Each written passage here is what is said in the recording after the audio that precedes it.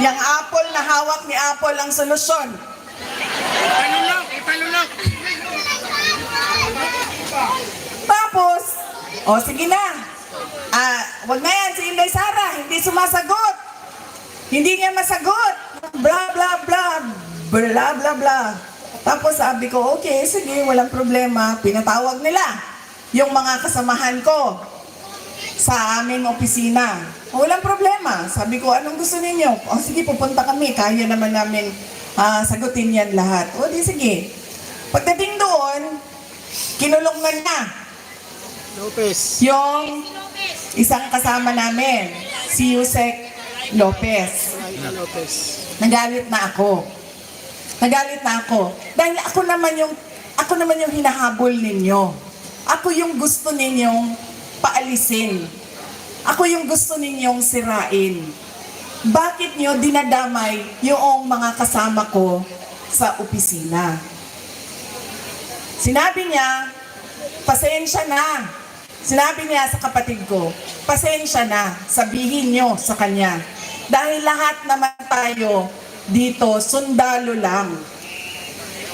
Kayo, sundalo kayo, kami, sundalo kami ni Martin Romualdez. Hindi lang buwaya, sir. Tambalus-lus yun na buwaya.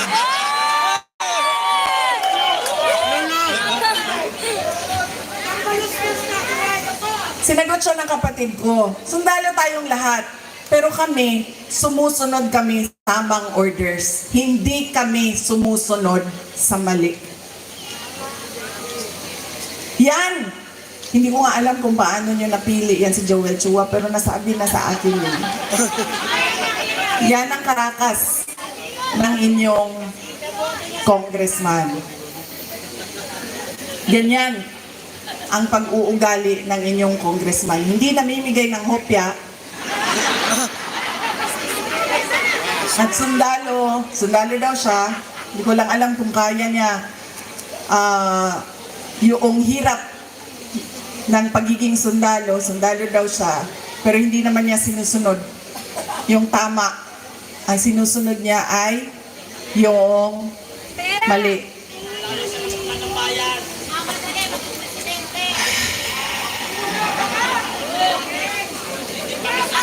Nakalimutan ni Joel Chua nung sinisira niya yung pangalan ko na hindi ako kandidato ngayong eleksyon na ito.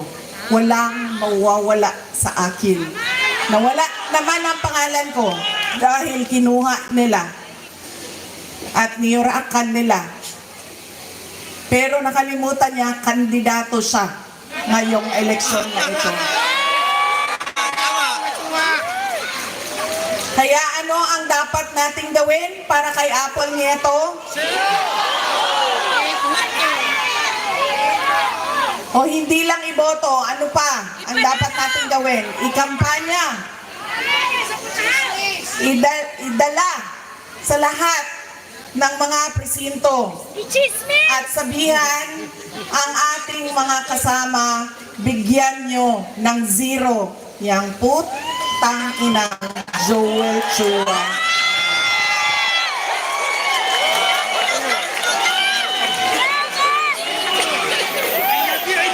Matapang talaga ang Mindanao. Abang! Sokol yan! Isok lang! Sokol na! Sokol kami! Sokol kami! Isok lang! Isok!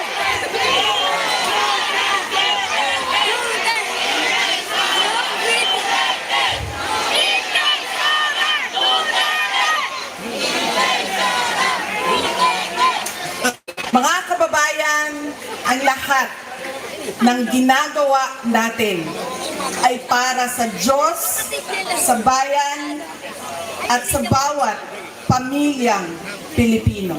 Syukran.